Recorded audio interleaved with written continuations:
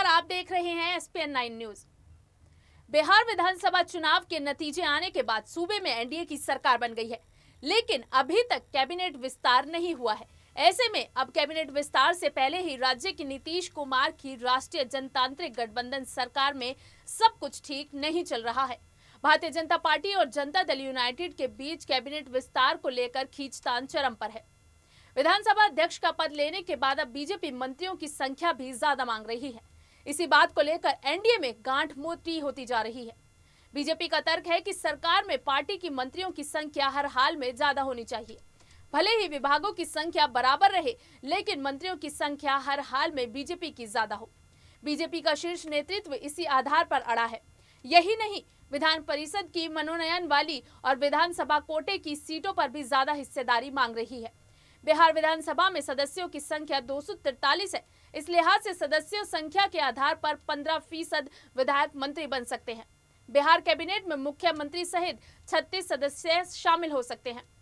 फिलहाल इस वक्त कैबिनेट में 14 मंत्री हैं। जेडीयू के मंत्री मेवालाल चौधरी इस्तीफा दे चुके हैं। ऐसे में कैबिनेट में 22 नए सदस्यों के शामिल होने की गुंजाइश बची है।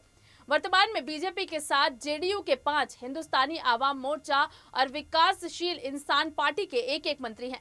सरकार में अंदर खाने खींचतान का परिणाम है कि हर मंगलवार होने वाली कैबिनेट की बैठक 3 सप्ताह से नहीं हो रही है।